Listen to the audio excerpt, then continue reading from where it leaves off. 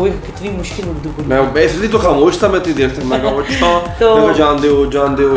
अगर कोई दुखी सीन आ रहा होता है ना, बकायदा वो लगे होते हैं हाय बेचारा मार के, आप बहुत खामोश हैं। अच्छा हम ना सुबह के 4:15 बजे वीडियो बना रहे हैं, मुझे नींद आ गई है। अच्छा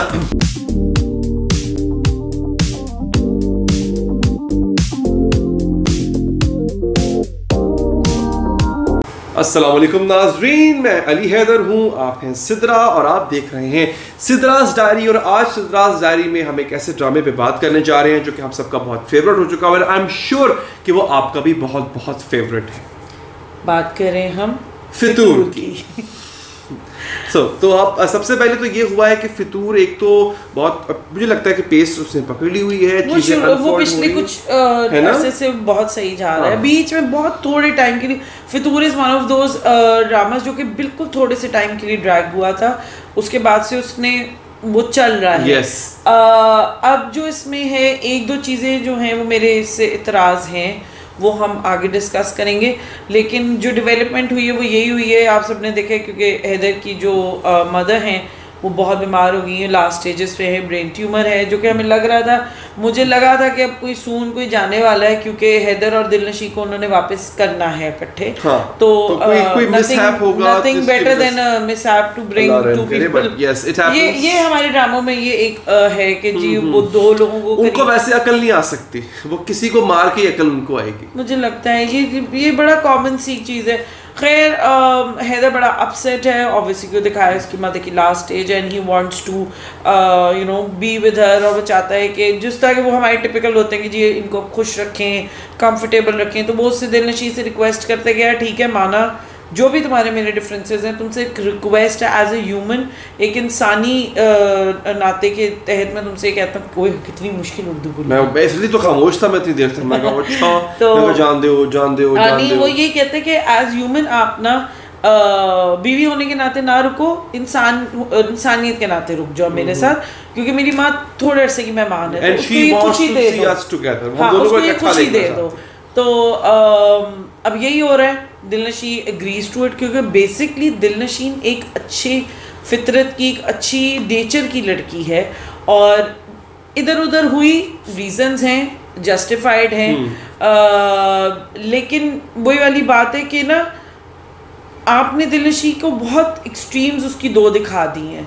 उसको ये दिखा दिए कि जब वो अच्छी थी, जब वो ऐसे सबमिसिव हुई थी, उसको हर किसी ने रगड़ा हुआ था। हाँ, अब वो ओवर हुई है तो उसको आपने इतना ओवर कर दिया कि वो कहीं कहीं पे वो चीज़ इरिटेट कर रही थी। खैर, लेकिन अब बैक टू वो नॉर्मल हुई है, और उसको वो हैदर के साथ थोड़ा उसका ख्याल भी करने की कोशिश करी। She is trying to be supportive अपनी लिमिट्स में रह के, लेकिन उसमें ये चीज़ दिखाई है कि वो अभी भी ये नहीं कि वो एकदम से मेल्ट हो गई है और वो कह रही है कि ओ माय गॉड बस ठीक है अब हम दोनों साथ साथ रहेंगे। माँ के सामने फुल एक्टिंग करी है।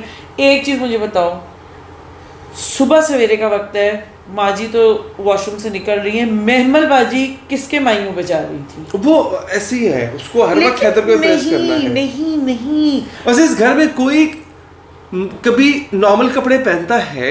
चलो देखो यार, मैं ये नहीं कह रही सिवाय हैदर के। हैदर ऑफिस जाते हुए हैदर का टायर और होता है, घर में एक और जो बहुत अच्छे कपड़े पहने मैं। अच्छा एक चीज फैसल भाई, आई स्वेयर बहुत अच्छे कपड़े पहने। आपकी वार्डरोब अगर आप खुद डिजाइन कर रही हैं, भाभी कर रही है, जो भी कर रहा है, भाई कमाल कर रहा है, बहुत अच्छा, very good, and he looks so nice. खैर हम अपने ऑफ ट्रैक हो गए हैं, इट्स पार्ट ऑफ इट, क्योंकि अभी हमने किसी एक की तनकीद भी करनी है जो कि बिल्कुल भी अच्छे कपड़े नहीं पहन रहे।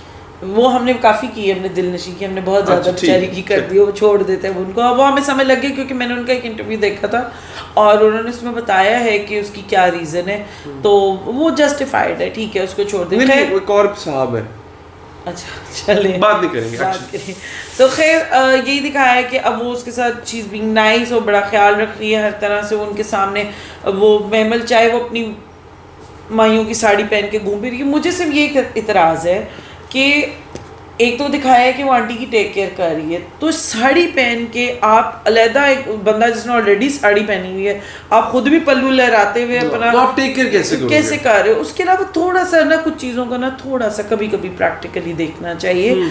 आप इतने बड़े आप लोग डायरेक्टर्स होते हैं, इतने अच्छे बड़े राइटर्स हैं हमारे, और आपको ये ठीक है आपने दिखाना है कि वो हर वक्त तैयार रहती है, आप दिखा सकते हो, लेकिन आप वो उसको नॉर्मल, वो याद नहीं है स्टार प्लस के ड्रामे उन्होंने बकायदा सेट पहने होते हैं पूरे अपने, और वो भी इतनी ही तैयार है। हाँ, इतनी ही तैयार है उसको एक लम्हे के बीच में एक सीन आया था, हमें लगा कि स्टार प्लस चल रहा है। हाँ, क्योंकि वो जो यूं करके वो दिखाया जब वो ही वाज इन रेज, उस पे आते हैं आगे चलते हैं। तो ये नहीं थोड़ा सा ना इस चीज का ख्याल रखा करें कि देखो अम्मा जी का तो जस्टिफाइड है कि अब अम्मा जी शुरू से बहुत वेल ड्रेस्ड है, ये वो, तो वो उनको नहीं पता कि उनकी क्या स्टेज चल रही है, तो वो अभी भी वैसे ही डिसेंटली रेडी।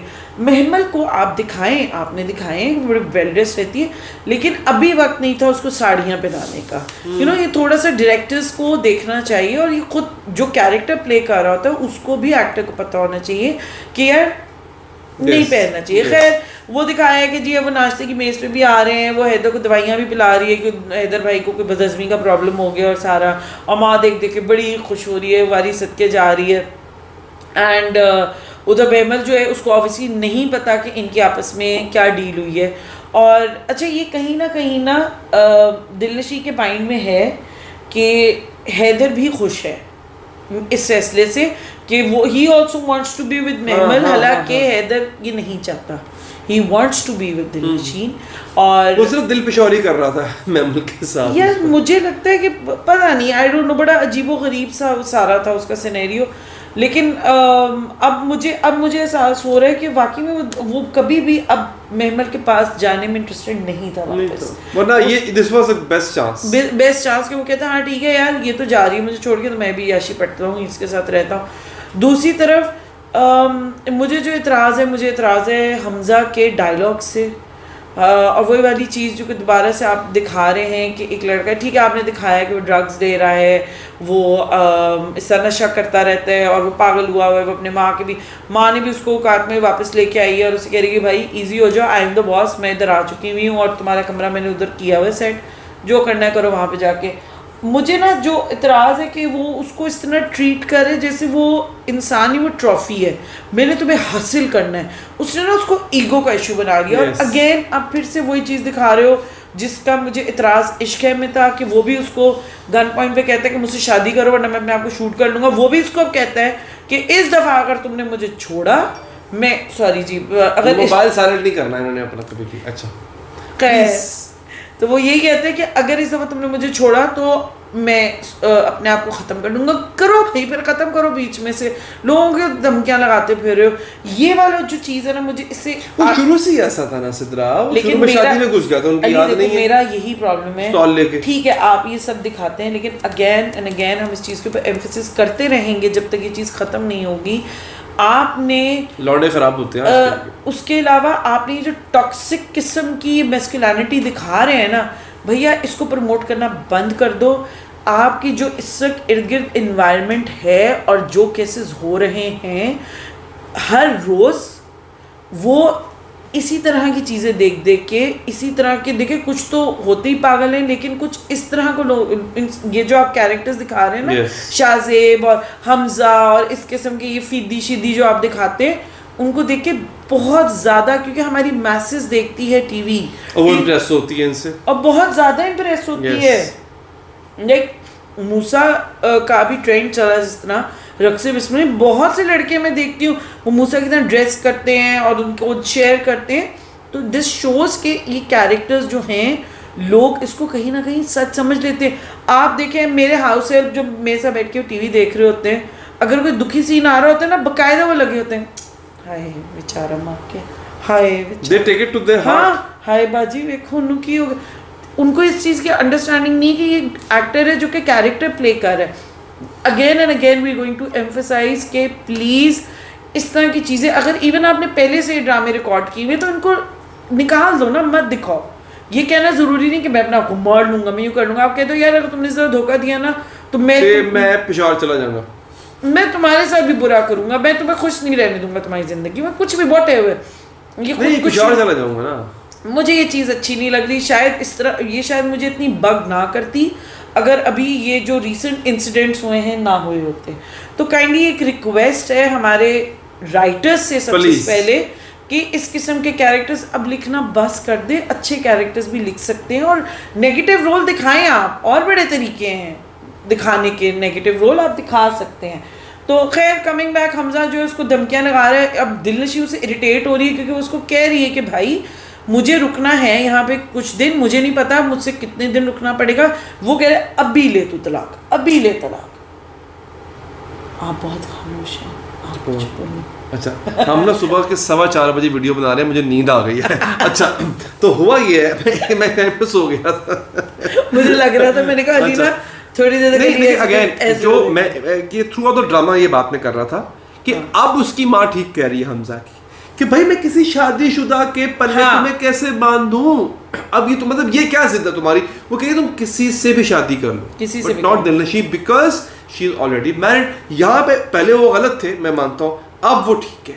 हाँ, मुझे भी लग रहा है कि अब वो ठीक है।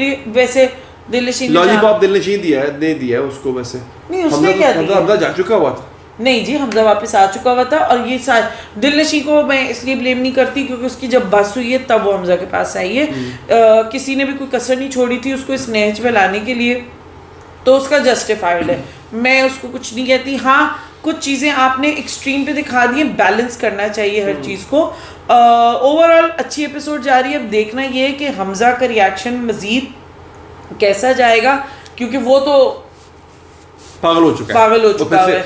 और मुझे समझ नहीं आ रहा कि हैदर क्या करेगा, क्योंकि जो प्रोमो दिखाया है वो अब उसमें थोड़ा सा हैदर कुछ करे ना करे, एक्टिंग बहुत अच्छी कर रहा है मेरे तरह। फैसल भाई कमाल कर दिया।